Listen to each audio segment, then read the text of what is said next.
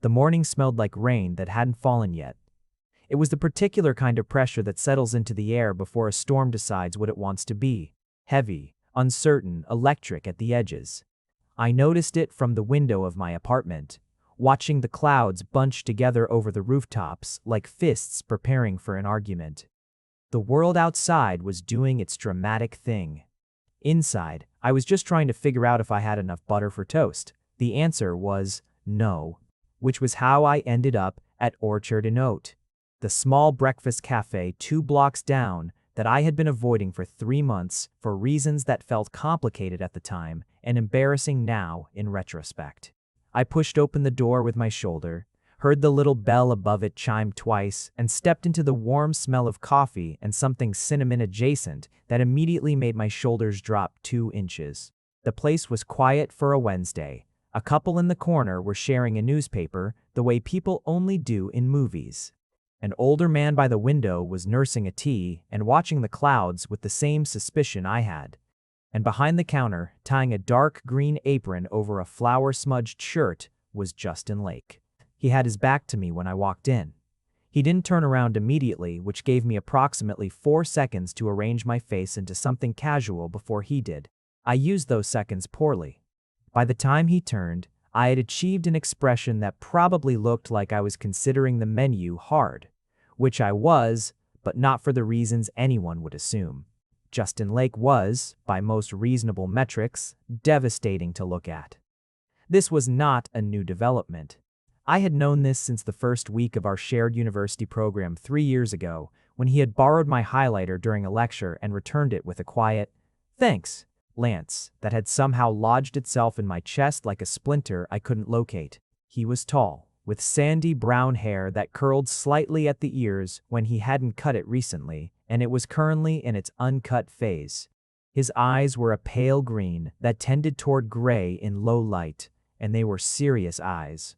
The kind that looked at you with a quality of attention that felt uncomfortably specific. He ran this cafe, had opened it 14 months ago, shortly after graduation.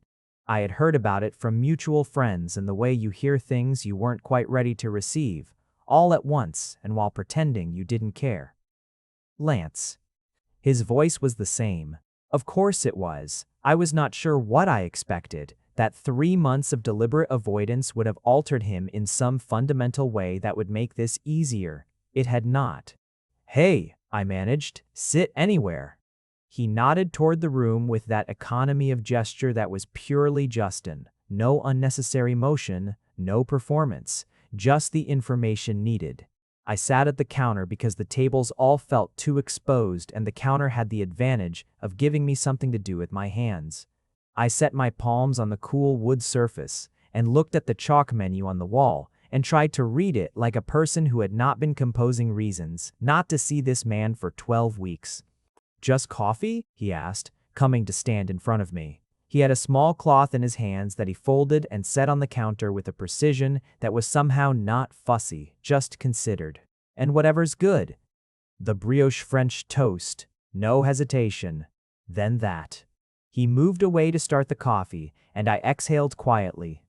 My reflection in the surface of the espresso machine was abstract and unflattering, which felt appropriate. Outside, the first tentative drop of rain hit the window. The couple in the corner argued softly about something in the newspaper. This was fine. This was entirely manageable. I was lying to myself, which was a hobby I had become professionally skilled at since approximately the age of 20, when I had first understood certain things about what I was and what I wanted and decided, in the extraordinary wisdom of my youth, that both of those facts were problems to be managed rather than truths to be lived. Justin set the coffee in front of me. He had made it without asking how I took it, which meant he remembered. Dark, no sugar. The way I had taken it every morning during the semester we had shared an 8 a.m. seminar and stopped at the campus cart before class twice a week for 4 months. I looked at the cup. I looked at him. He was already doing something at the prep station and did not appear to notice that the simple fact of remembered coffee had just detonated something quiet in the center of my chest. This was the problem with Justin Lake. He did nothing dramatic. He did not sweep into rooms or command spaces with the particular theatrical energy that the world seemed to associate with people of his impact. He was simply present, fully, specifically, quietly present in a way that accumulated every small, precise thing he did. The folded cloth, the correct coffee, the way he listened when you spoke with his whole body oriented toward you even if his eyes were elsewhere, built into something that felt, over time, like being seen. I was an omega in a world that had largely stopped caring about the designation in formal ways, but had not entirely stopped caring about it in the ways that mattered. I had spent most of my adult life navigating the particular balance beam that entailed capable enough not to be dismissed, private enough not to be consumed. I had an editorial job at a mid-size publishing imprint that I was good at and mostly loved. I had friends who were decent and occasionally excellent. I had an apartment with a window that faced west and caught the last of the day's light in a way that still surprised me sometimes. What I did not have was a satisfying answer to the question of why I had spent 3 months not going to a café that made, as it turned out, genuinely excellent coffee and what appeared to be extraordinary French toast simply because its owner was someone I had unresolved feelings about. The answer was, of course, the unresolved feelings. But I was working up to admitting that more plainly. Justin Lake had been called a lot of things in the years I had known him, not many of them to his face. The phrase I had heard most frequently, delivered in varying registers of awe, envy, and occasionally resentment, was the alpha. Not as an honorific, but as a statement of evident fact, the way you might say the sun or the storm, naming a thing by what it most clearly was. He had the designation formally, had presented as alpha at 19 in the middle of his first year of university, and had apparently received that information with the same equanimity he brought to most things. What the designation did not quite capture, what most people outside his immediate orbit tended to misread, was that Justin's alpha quality was not the performed kind. He did not dominate conversations or require acknowledgement or position himself at the head of things. His authority was quieter and therefore more absolute. He simply moved through the world with a settled certainty about what he wanted, and what he was willing and unwilling to do. And this certainty created a kind of gravitational field that other people organized themselves around without quite realizing they were doing it. I had realized I was doing it 3 weeks into knowing him. The realization had not made me stop doing it. If anything, it made me do it more deliberately, which was its own kind of problem. He had left university 2 weeks before graduation for reasons that were none of my business and that I had not asked about because we were not close in that way. We were adjacent, close, shared. Spaces, close. The kind of close that felt significant from my end and may or may not have been significant from his. He had gone to work at his uncle's restaurant for a year, then opened Orchard Oat with what I gathered was a small loan and a large amount of stubborn competence. The French toast arrived. It was, not to be dramatic about it, exceptional. The brioche was thick and custardy in the center, the edges crisped to gold. Served with a compote that was tart and sweet in the right proportions, and a tiny dish of crème fraîche that I did not expect and immediately understood as the correct choice. I ate without talking, which Justin seemed unbothered by. He moved behind the counter with the quiet efficiency of someone who had organized a space to fit their body and their habits, everything in the right place for the right reach. He made a drink for the couple in the corner. He refilled the older man's tea without being asked. At some point, he came back to my section of the counter and began going through what looked like invoices, standing, one hand flat on the wood, reading. "This is very good," I said, referring to the French toast. "I know, not arrogance, just acknowledgement. Brioche is underused. Most people go for sourdough." He turned a page. "It's a wrong choice. Very wrong." He glanced up then, briefly, and there was something in the look that was almost amusement. Not quite a smile, just the suggestion of one, something that happened around the eyes. "You've been away for a while." I set down my fork. "I've been busy." "Okay." He went back to the invoices. I went back to the French toast. The rain had settled into a steady, committed fall against the windows now, the city going gray and soft beyond the glass. The cafe smelled like coffee and warmth, and that cinnamon thing that I still couldn't identify. Cardamom, maybe, something spiced and domestic. Lance. I looked up. Come back next time before it's been 3 months. He did not look up when he said it. He said it the way he said everything, plainly, without inflection designed to create distance or pressure. Just the information, just what was true. I looked at the side of his face for a moment, the line of his jaw, and the way his hair curled just over his ear, and felt the familiar interior shift that I had been managing for 3 years. Yeah, I said. Okay, I should explain what I mean when I say Justin had conquered every kingdom. This is partly metaphor and partly literal, in the way that the best metaphors are. The restaurant industry in our city was not a small world. It was layered and political and run by people with long memories and specific ideas about who deserved what territory and when. Justin had entered it as an outsider, young, without family connections in the industry, operating on the smallest reasonable budget, and had over the course of 14 months done something that everyone in food circles was still intermittently baffled by. He had simply made things that were better than what was already there. Orchard Oat had been written up in the city food blog within 6 weeks of opening. The review had described it in language that was, for that publication, unusually sincere. A breakfast cafe that feels like it was made for the specific purpose of making your morning make sense. Within 4 months, the cafe had a wait list for weekend brunch and had attracted the attention of a regional culinary awards committee. By month 10, Justin had been invited to compete in an intercity chef's challenge that he had won without appearing to find it particularly thrilling. He did not expand immediately, which everyone expected. He did not franchise. He did not launch a product line or pursue a television appearance or take any of the several increasingly loud opportunities that presented themselves. He kept making breakfast in one small cafe with extraordinary consistency and quiet precision. And this refusal to perform ambition in the expected ways had driven certain people in his industry absolutely insane with frustration, which Justin appeared to find mildly interesting at most.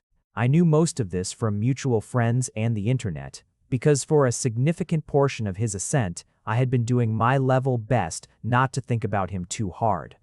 This had been moderately successful in the way that holding your breath is moderately successful, functional for a specific window of time, ultimately unsustainable. I went back to the cafe on Friday. The morning was clear and cold, winter asserting itself with some ambition now. The sky a specific shade of pale blue that only happened in late autumn. I arrived at 7:30, and the place was fuller. A Saturday energy crowd despite the weekday, the counter occupied at both ends by people with laptops and the righteous focus of people who have found their preferred work location. Justin was behind the counter. He saw me come in and did a thing, not a wave, not a nod, something smaller and harder to name. An acknowledgement. A recognition. I sat at the same counter stool and did not think about how quickly that had become the stool. Same again? He asked. Yes. He made the coffee first. Dark, no sugar. This time, he did not disappear into the kitchen after the food came out. He had, apparently. A lull in which the cafe ran itself for a while. A young woman with intricate braids managed the orders from the other end of the counter. And he drifted to my section with a cup of his own and leaned against the back counter with the ease of someone entirely at home in their space. Still at the publisher? He asked. Still there. Senior editor now, actually. Good. Again, not flattery, just appropriate acknowledgement of information received. I hear you won something. I tried to make it casual. It was not entirely casual. There's usually something. He shrugged. They like to make lists. You don't like lists? I like cooking. The lists are someone else's project. He said it without dismissal. He was not contemptuous of the recognition, just genuinely unmoved by it. It was not performance, which made it more affecting, somehow, not less. I ate my French toast. He drank his coffee. The cafe moved around us in its regular rhythms. "What are you working on?" he asked eventually. "A novel. Historical. Well, I'm editing it. It's about a cartographer in the 15th century who falls in love with a merchant he's supposed to be mapping trade routes for." Something shifted in his attention, the quality of it sharpening slightly. Does the cartographer know what he wants from the start? No. He spends about 200 pages being professionally conscientious about it. And then? And then the merchant shows up one morning with breakfast from the wrong city, and it destabilizes everything. Justin looked at me over the rim of his cup, and there it was again. That near smile, the suggestion of one, the thing that happened around the eyes. Breakfast is often the issue. According to my authors, yes. The older man by the window left. The couple from the previous visit were back, I noticed. Apparently, regulars. And were once again sharing the newspaper with the easy argument of people who have been having the same argument for many comfortable years. The woman said something emphatic. The man turned the page. "You should come for the weekend menu sometime," Justin said. "It's different, more involved." This was, technically, an invitation. I processed it with what I hoped was normal person steadiness and not the internal seismic event it was actually producing. "Yeah," I said, "I'd like that." He nodded and moved back toward the kitchen because something required him, and I sat with the remains of my French toast and the sensation of having agreed to something that was both simple and entirely consequential. The weekend menu was a revelation.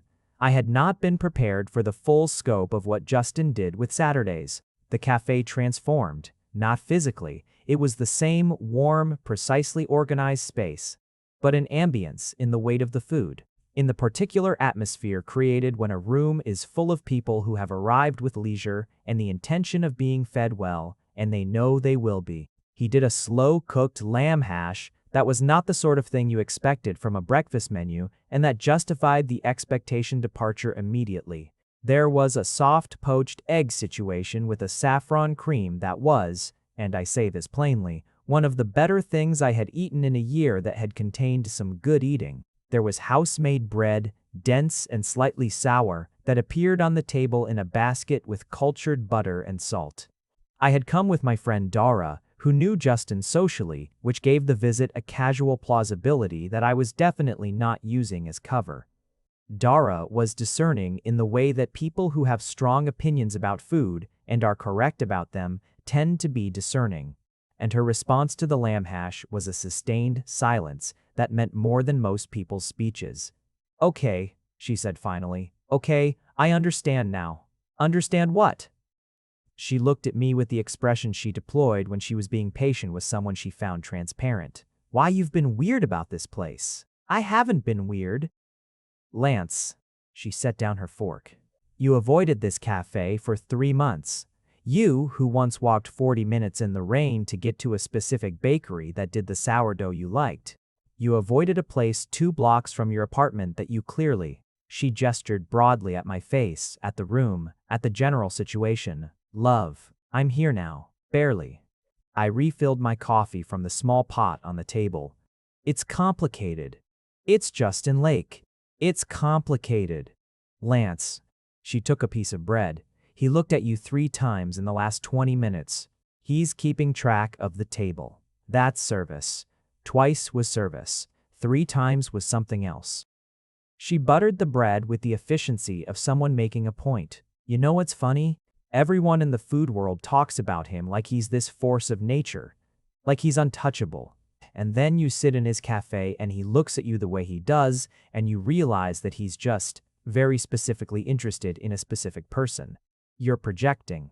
"I'm not projecting. I'm observing with 20/20 vision." I said nothing. I ate my hash. The lamb was tender in a way that required planning and time, and the kind of patient attention that was its own form of care made edible. Justin appeared at the table briefly to ask if everything was all right, which was a somewhat more involved check-in than strictly necessary, given that our expressions had already communicated everything was exceptional. He spoke briefly to Dara, who was charming, and asked him 2 questions about the saffron cream that he answered with a precision and engagement that was clearly genuine and not the performed enthusiasm of a host who wants to move on. Then he looked at me once, directly, for a moment that was slightly longer than the social template required. "Good," he said. "Very good," I said. He nodded and moved on. Dara watched him go, and then looked at me with the expression of a person who has just received confirmation of a long-held position. "I'm not saying anything," she said. "Thank you." "I'm just noting," she said, clearly saying something, "that a man who has rejected every form of expansion and multiplication that has been offered to him appears to be very interested in one specific point of attention. He's polite to all his customers." "Lance!" She said my name the way she said it when she was at the end of her rope with me, which was a specific and identifiable tone. "Not like that, he isn't." I became a regular. This happened without a decision being made, or rather with a series of very small decisions that were not individually significant and that accumulated, over the weeks of November, moving into December, into a pattern. Wednesday mornings before work, coffee and something from the main menu. Saturday mornings, the extended weekend menu, sometimes with Dara, increasingly alone. The counter stool on the left became mine by unspoken agreement. Justin made my coffee without asking. We talked. This was the development that surprised me most, not because I hadn't expected conversation, but because of its quality, the ease of it, the absence of the usual social friction that required constant maintenance. Justin talked the way he moved, without excess, with precision, with the quality of attention that made you feel that what you were saying was actually being received and not just waded through. He asked questions that were specific rather than general, which meant they required real answers. He asked about the cartographer novel, which was progressing toward completion. He asked what made a manuscript worth fighting for versus worth setting aside. He asked about my family, which was a smaller question than it sounded. I had a younger sister in a city 3 hours north, and parents who were retired and happy in a way that remained slightly astonishing to me. He remembered details between visits. Not in an effortful way, in the way of someone who had simply listened the first time. I told him things. More than I had planned to. More than I usually did with anyone outside my very small circle of genuine intimacy. I told him about the thing with my ex, a relationship 3 years ago that had been decent, and then less decent, and then over. And how I had spent a year after it with the vague conviction that I had done something irreparably wrong in it that I couldn't identify. I told him about the Omega designation thing, the way I had spent my early 20s with an uneasy relationship to it before arriving somewhere that felt more settled. I told him about the novel I had actually wanted to write, not edit, which was something I had not said out loud to many people. In return, he told me things in his way, fewer words, but substantive. His uncle, who had taught him to cook and who had died 2 years ago, and how opening Orchard Oat had felt like a conversation with that absence. The fact that the conquering, as the food press enjoyed calling it, had felt much less like conquest from inside and much more like the simple accumulation of showing up and doing the work carefully. His father, who was proud in a way he expressed through research, Justin had mentioned once that his father had read every review of the café, tracked the awards, kept a file. "Does that matter to you?" I asked. "That he does that?" Justin was quiet for a moment, cleaning the espresso machine with methodical attention. "Yes," he said, "more than the actual reviews." Outside, the December street had gone dark early, the blue dusk settling fast. The café had its evening lamps on now, which made the space look like a different and equally appealing version of itself. Warmer, more enclosed, the world outside seeming further away. I had stopped in after work rather than in the morning, which was a new development that I was not examining too closely. "My novel," I said, "the one I want to write." "Tell me." "It's about someone who spends a very long time knowing exactly what he wants and finding extremely sophisticated reasons not to want it." He stopped cleaning, set down the cloth, looked at me with an attention that was full and specific and entirely still. And then, he said, "I haven't gotten there yet. What are you waiting for?" I didn't answer immediately. The café had emptied to just us, and the lamplight and the December dark pressing at the windows. The older man had gone. The couple with their newspaper had gone. Even the woman with the braids had finished her shift and gone, and it was just Justin behind the counter and me on my stool with the remains of a very good coffee. "I'm not sure," I said. "I think I've been waiting for it to feel safe enough." Safe. I know how that sounds. It sounds honest. He picked up the cloth again, not to clean, just to have something in his hands. A rarity that. Justin rarely needed something to do with his hands. Wanting something that matters is not the same as wanting something safe. You know that. I know. So what would make it safe enough? I don't know if anything would. I looked at him. I think some things just require the decision to stop waiting. He held my gaze for a long moment.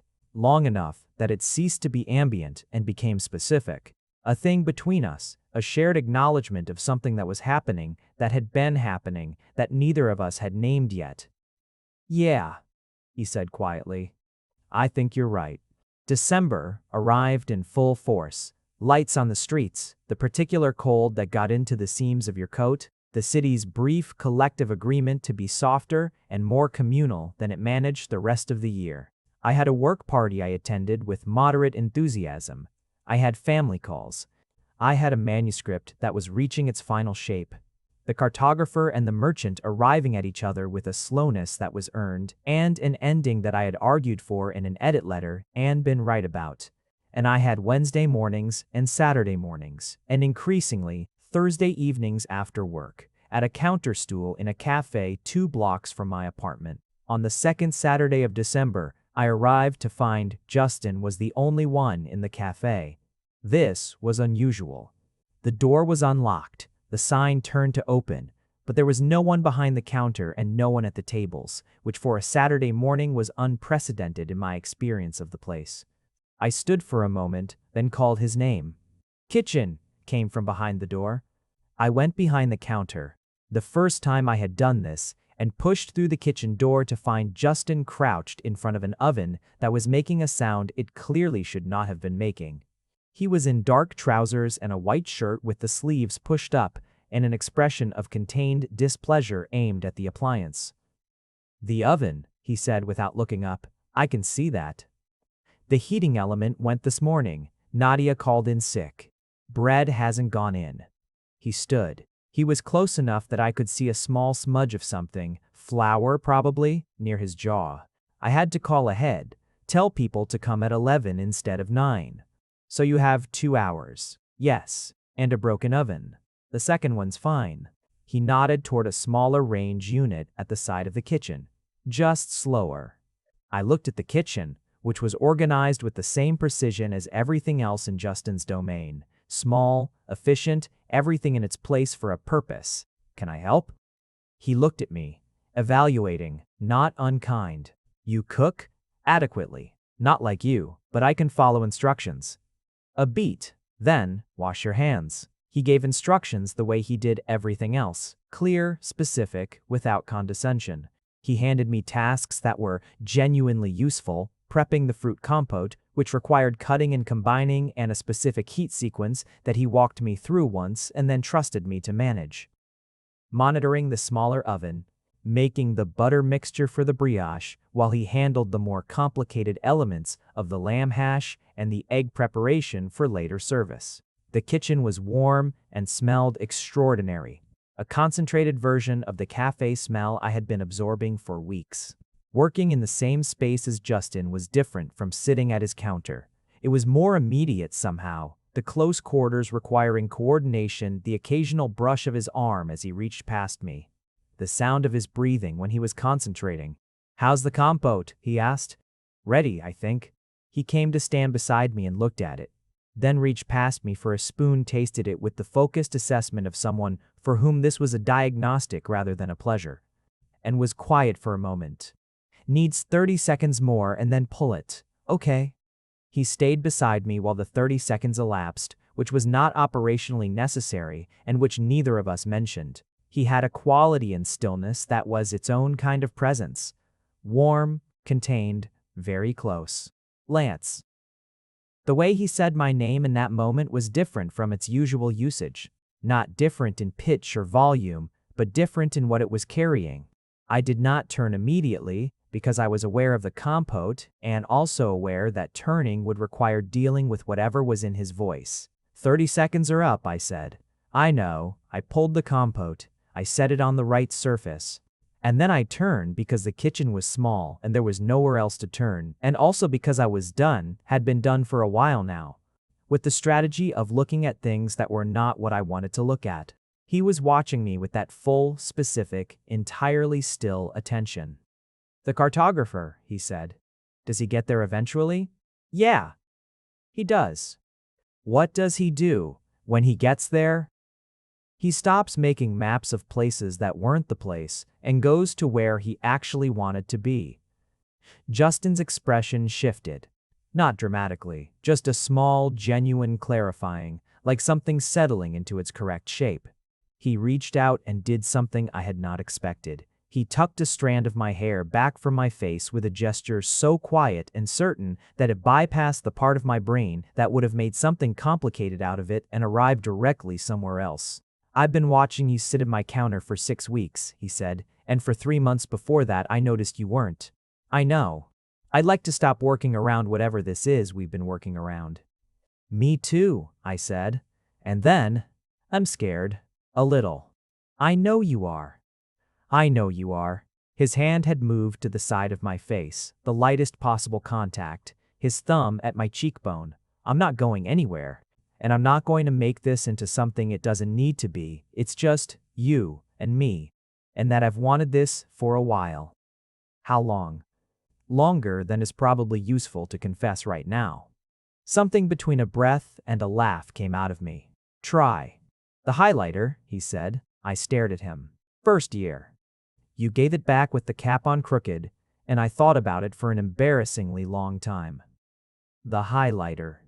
You were laughing at something someone said, and you had ink on your fingers from wherever you'd been, and you handed it back without looking up and said sorry about the cap and went back to your notes. He said it with the steady evenness of a man who has had some time to come to terms with his own biographical details. Yeah, the highlighter. I was quiet for a moment, absorbing this, the timeline of it, the fact that while I had been managing my feelings about this person for 3 years, he had apparently been managing his feelings about me for precisely the same duration in his quieter and more contained way, and we had both apparently been extremely committed to making things as complicated as possible. We're both idiots, I said. Probably. You could have said something years ago. You could have not avoided my café for 3 months. Fair. I reached up and covered his hand with mine, where it was still at my face. Okay, so, what now? Now we finish getting the café ready because people are coming at 11, he said. And then after service, if you're not busy, I'd like to take you somewhere for dinner that is not this kitchen. And if I am busy? Are you? No. Then after service, he pressed one brief decided kiss to my forehead, not to my mouth, which would have been more in the register of grand gestures, but to my forehead, which was more in the register of, this is real, and I mean it, and there is no performance here, and then stepped back toward the stove because the hash required attention. I stood for a moment with my hand still where his had been. Through the kitchen window, I could see the morning was clearing, the pale winter light becoming something warmer. The street outside starting to fill with the particular Saturday energy of people who have decided to be outdoors despite the cold. Lance, Justin said, not looking up from the stove. Compote needs to go into the dishes. Right. I moved. Right, yeah. He was smiling. I could hear it in his voice even though I couldn't see it. Which was its own form of knowledge, its own intimacy, the ability to hear a smile. Something earned. I plated the compote into its small dishes, and the kitchen was warm and smelled like a Saturday, and outside the city was being its ordinary, complicated, beautiful self, and the streak, such as it was, had just ended in the most unremarkable possible way. 2 people in a kitchen on a December morning, a broken oven, a compote, and the truth. He took me to a place in the River District that I had heard of but never been to. The kind of restaurant that does not advertise in any conventional way, and that is therefore known by everyone who needs to know about it. It was small and low lit, and the menu was handwritten and changed daily. and the person who seated us recognized Justin in a way that made clear this was a different context for him. Not his territory, but respected territory, a peer acknowledgement. We had wine, which I did not usually drink on weekday evenings, but which felt appropriate, and food that was excellent in ways that Justin assessed with the quiet fluency of his expertise, and I assessed with the simpler fluency of someone who likes eating well. He was different here than in the café, not less himself, but a dimension of him I had not seen before. The café Justin operated on his own terms, in his own space, with the particular confidence of a person in their domain. This Justin was still entirely himself, but in a context not of his making, which was revealing in its own way. He was comfortable, curious, quietly engaged. He asked the server one question about the preparation of the venison, and listened to the answer with the full attention he brought to everything. We talked about different things, about what he wanted to do next. He was thinking, tentatively, about a dinner service, one night a week, by reservation, different from the breakfast format, about the novel I wanted to write and what it would require, about our families, about what it was like to be 26 and 28 respectively and have some sense of what you were doing but not complete certainty, and how the certainty perhaps was not the point. Is this strange? I asked at some point. For you. What do you mean? Going out to dinner? With me? I turned my glass. Instead of whatever you've been doing with your evenings up until now. He looked at me steadily. No, he said. It feels like what evenings were supposed to be for. That's a good line. It's not a line. I don't do lines. I know. Which I did. Which was part of what made it land so cleanly. On the walk back, the restaurant was 20 minutes from my apartment, 15 from his, and we split the difference by walking. It began to snow. This was not a usual occurrence for our city, which tended toward cold rain rather than actual snowfall, and it arrived with the specific drama of rare weather, the first few flakes uncertain and then suddenly committed, and the streets going quiet with the particular silence that snowfall creates. Justin stopped walking. I stopped a step after him and turned to look. He had his face tilted slightly upward, watching the snow fall with an expression that was simply open. No assessment, no interpretation, just this, here, now. You like snow, I said. Doesn't happen much. Is that why, or do you actually like it? He looked at me sideways. Both. I watched him watch the snow and felt something very clear and not at all frightening, which was the surprise. I had expected the fear to persist, the proximity of what I had wanted for long enough that wanting it had become a habit, and having it felt like an alteration of the landscape. But it was not frightening. It was instead very simple, the way the things that are true tend to be when you stop arguing with them. I'm glad I went back to the cafe, I said. I was waiting for you to. What if I hadn't? He was quiet for a moment, still looking at the falling snow. I would have come to find you eventually. You're sure about that? I was sure about you before I was sure about almost anything else. He said it plainly, factually, the way he said everything, without performance, without the softening that would have made it less rather than more. That doesn't go away. The snow was settling on his shoulders, on his hair. He looked at me, and the expression on his face was one I was going to spend a good while learning to read in all its variations, but this iteration was clear, warm, and specific, and absolutely certain. I stepped forward and closed the distance between us and kissed him there on the snow-quiet street, and it was nothing like the first kisses in stories that exist purely to create emotional spectacle. It was careful and warm, and tasted like the wine and the cold air, and it was exactly the length it needed to be, not performed, not abbreviated. When we separated, his hand was at the back of my neck, and my hands were flat against his chest, and the snow was still falling, and the street was still quiet, and neither of us moved immediately. Come upstairs, I said. Yes. My apartment was warm and somewhat cluttered in the way that the apartments of people who work with books tend to be, stacks, in meaningful and meaningless arrangements. A desk that was organized only in the sense that I knew where everything was. A plant on the windowsill that was thriving despite inattention. Justin walked through it with his particular quality of attention, which was not nosy, but genuinely observant. And I watched him notice things the way someone who cooks notices what's in a kitchen, taking inventory not critically, but with interest. "The window faces west," he said. "Gets the evening light." I noticed. He had been to the building before, not the apartment, but the street, walking me home once on a rainy Thursday without making anything of it. He had noticed the window from outside. I made tea because it was that kind of night, and also because having something to do with my hands was useful. He sat on the kitchen counter, which was a thing I had not expected of him and which somehow fit him perfectly. The ease of it, the comfortable inhabiting of someone else's space without colonizing it. We drank tea and talked, which sounds undramatic and was, in fact, the opposite of undramatic. It was the kind of talking that happens when people who have been circling each other for a long time finally stop circling and face each other instead, exploratory and a little raw and very honest. He told me about the year after university, the cooking at his uncle's restaurant, the grief that had informed it, the way making food for people had been, through that year, the most straightforward form of meaning available. I told him about the relationship that had failed, what I had learned from it, who I had become on the other side of it.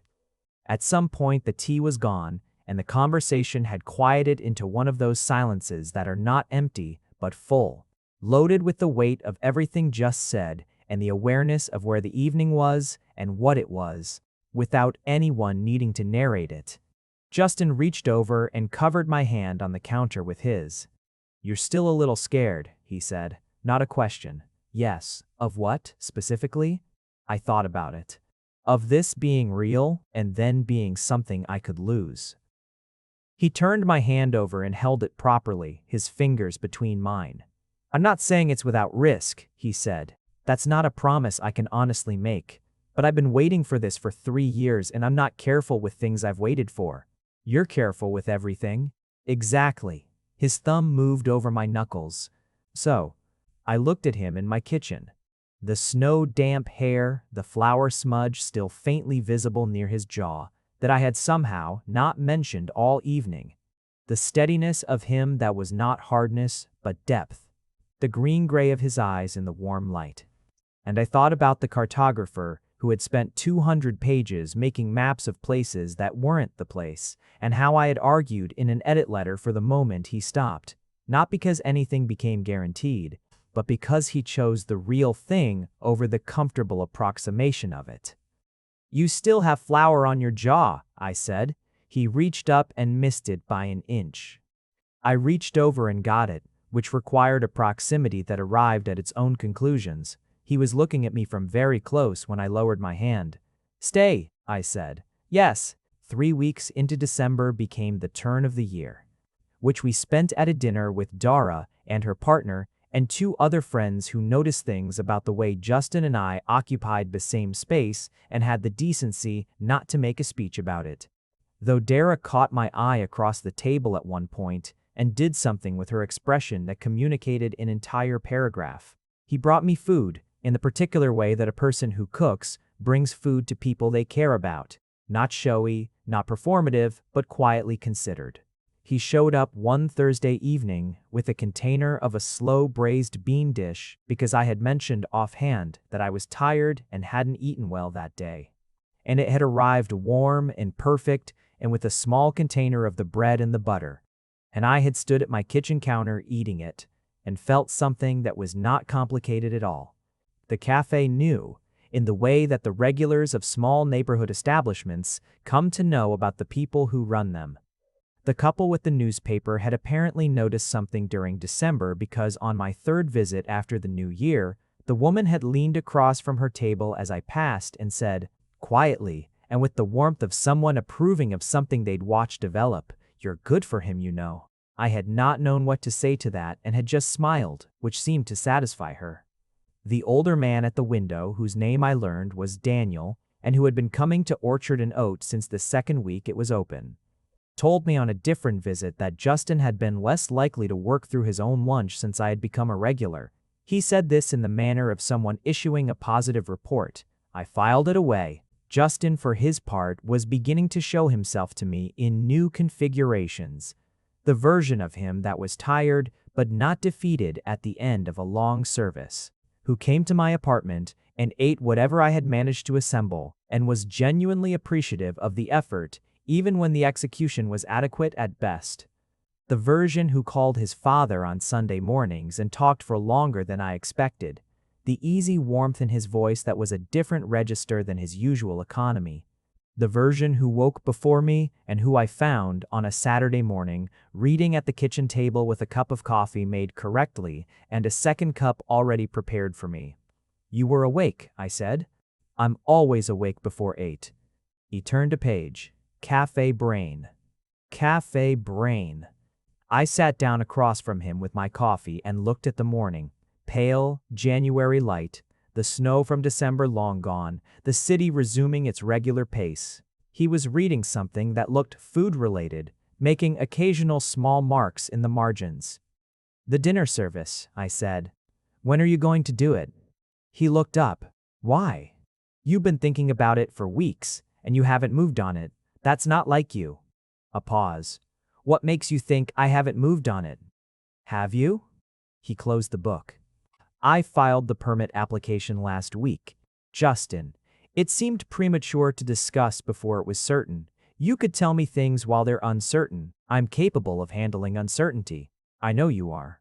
He picked up his coffee. "It felt different discussing it with you, more real. I wasn't sure I was ready for it to be that real." This was, I understood, a significant thing from him. The admission of a hesitation, the acknowledgement of a vulnerability. He did not dramatize it, offered it plainly, but it was real.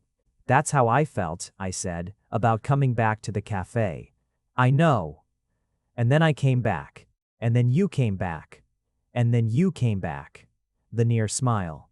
So tell me about the dinner service." He told me. One night a week, he was thinking. Thursday perhaps, 6 covers only, rotating menu built around a single ingredient or technique each week, reservation only, prefix. He had been conceptualizing it for 8 months, had a notebook, which he went and retrieved because he was, underneath everything, a person who kept notebooks, full of menus and ideas and sourcing notes and wine pairing considerations. He showed it to me the way he had never shown it to anyone, which he said without making much of it, but which I received as the significant thing it was. I spent an hour going through it while he made breakfast. Proper weekend breakfast. The brioche French toast, which he made in my kitchen from the ingredients he had brought over in a bag that morning, with the crème fraîche and the compote, all of it arriving on the table with the same precision and care as in the café, but in my kitchen on a Saturday morning with January light coming through the west window. "This is extraordinary," I said, meaning the notebook, meaning the breakfast, meaning the morning, meaning everything. Just breakfast. Nothing you do is just anything. He sat down across from me. He was in a soft gray shirt with the sleeves still in place, for once his hair in its curled at the ears configuration, looking at me across the table with an expression that I had been learning to read over weeks, and that I was still learning, and would continue to learn, and was not at all tired of studying. "You're going to write the novel," he said. "This year. Probably." "Not probably. It's a big undertaking. You know how to do big undertakings. You've been doing one for 3 years." I looked at him. "Managing feelings? Understanding yourself. Deciding what you want." He picked up his fork. "The novel is the easy part. You've done the hard thing." I thought about the cartographer who had finally stopped making maps of the wrong places. About the merchant who had brought breakfast from the wrong city and inadvertently destabilized an entire personal geography. About the way the editor's eye and the writer's eye are different, and also, sometimes, the same. "The hard thing isn't done," I said. "It's ongoing. All the good things are." Outside, the January morning was doing something tentative with light. Pale gold coming through the glass, landing on the table between us, on the French toast and the small dish of compote and the cups of dark coffee. His hand was on the table, and I covered it with mine, the way I had in the kitchen that first morning, and he turned his palm up and held on. The streak, whatever it had been, Whatever accumulated territory the world had decided he'd conquered had ended over a breakfast exactly like this one. Over a cup of coffee made correctly. Over a person who had walked in from the rain and sat at a counter and eaten French toast and slowly, incrementally, unavoidably become the thing that reorganized everything. Not with drama. Not with the particular theater that the world tends to expect from things that matter. Just with morning light and the correct coffee and two people who had been finding their way toward this table for 3 years, finally sitting down at it. The permit came through in February. The first Thursday dinner service was scheduled for the second week of March, a point at which the city had not yet committed to warmth, but was making gestures toward it. Crocuses testing the air in the park. The light lasting a few minutes longer each evening. I was there for the planning, which happened in the way that everything with Justin happened, methodically, with a long runway of careful preparation and the characteristic absence of panic, even when things required course-correcting. He had hired one additional person for dinner service, a quiet young man named Oliver, who had worked pastry at a hotel kitchen and who could intuit what Justin needed in a kitchen with a minimal cue. He had the sourcing arranged months in advance, and the wine list settled with the same decisive quietness he brought to every decision. The first menu was built around eggs, which was a choice that surprised people who expected a grand debut ingredient, and that was characteristically exactly right. The egg as the fundamental thing, approached with everything he knew, and from a dozen different directions. A cured egg yolk that had been prepared for a week, a sabayon served with mushrooms from a forager he had sourced in autumn, a custard with a flavor depth that required a full minute of silence to properly experience. I came for the first service, of course, which he had invited me to with the same economy and certainty of everything else. Thursday. Be there. I arrived to find the café transformed again. The same space, differently lit, the table set with linen that was simple and well considered, the lighting dropped to create a completely different atmosphere than the morning's generous brightness. There were 6 of us, strangers to each other, united by the reservation and whatever it was that drew people to Justin's food specifically. Dara was there, having secured a spot on the basis of being, in her words, historically correct about this café. Daniel the regular was there, which had not occurred to me would happen, but which made complete sense. Justin had invited him the previous Sunday, apparently, with characteristic simplicity. "You've been here since the beginning. You should see this." May. The meal took 2.5 hours and was from beginning to end the most cohesive expression of a sensibility I had encountered in food. Not the most technically complex thing I had eaten. Not the most ambitious in terms of luxury ingredient, but the most genuinely itself. Every course was a statement and a question and an answer organized around the egg and what could be done with it and what it meant. And it was the work of someone who had been thinking about this for a very long time and who had the patience and the skill to make the thinking visible. At the end, Justin came out of the kitchen. He did not make a speech. He was not built for speeches. He came out and stood in the room and said simply that he was glad they had come, and thanked Oliver, and asked if there was anything anyone wanted to know about the food. Daniel asked about the cured yolk. Justin explained it with the focused attention of someone who loves the work. Dara asked something technical about the sabayon and got a precise and generous answer.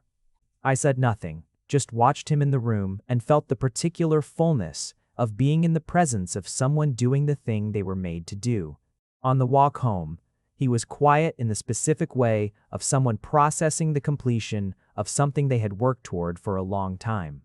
I was quiet beside him, which was its own form of communication. "Well," he said eventually, "yeah. The yolk was slightly too firm, Justin. It was. 2 fewer hours. The rest of it was. I know what the rest of it was." He was not being dismissive, just precise. The yolk was slightly too firm. Next time, 2 fewer hours. Everything else, more or less, right. I looked at him. "You're going to do this every week and spend the whole walk home identifying the one thing that needed adjustment." "Yes, I love you," I said. It came out simply, which was the only way it could have come out. unhemmed, unqualified, just the true thing arriving at the moment it was ready. I had not planned it on this particular walk on this particular night, but I had known it was true for a while, which meant it had been waiting for the right moment to be said out loud. And this was apparently it, after dinner walking home, Justin cataloging the slightly too firm yoke. He stopped walking. I stopped, turned to face him. He was looking at me with an expression that was open in the way his face had been open, watching the snow fall in December. No interpretation, no management, just the feeling arriving and being felt. "Say that again," he said.